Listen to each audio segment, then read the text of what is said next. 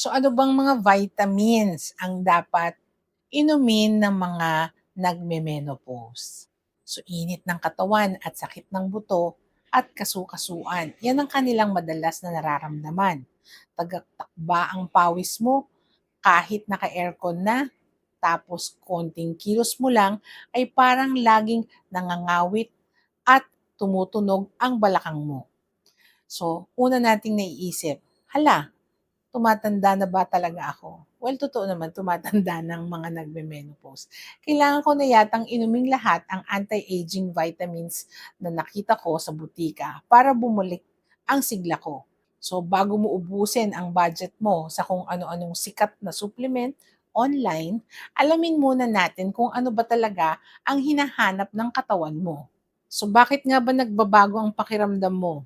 Isipin mo na ang katawan ng babae ay isang bahay at ang hormone na estrogen ang nagsisilbing matibay na simento na nagpapatibay sa mga pader at nagpapalamig sa loob. Pagdating ng menopause, unti-unting nawawala ang simentong ito. Kaya ka madaling mainitan o magka-hot flashes at mas mabilis lumipis at marupok ang mga buto mo. May isang katotohanan madalas nating mamiss, kakahanap ng magic pill. Kung hahayaan mo lang bumagsak ang proteksyon ng katawan mo at hindi mapupunan ang nawawalang simento, maari kang mauwi sa matinding osteoporosis. Kapag marupok ang buto at natumba ka, ang balakang o gulugod ay madaling mabali o magka-fracture. Bukod sa gagastos ka sa pagpapaospital at mauubos ang panahon mo sa pagpapagaling, malilimitahan din ang kakayahan mo sa mga paborito mong gawain. Paano ba ito pupunan ng tama?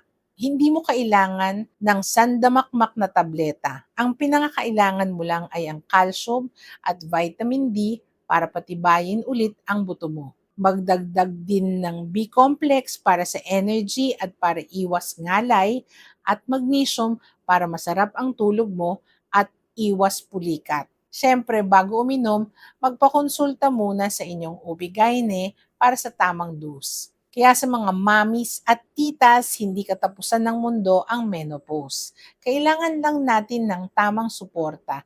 And tag mo na ang iyong mga amigang laging pinagpapawisan. And follow for more medical truths.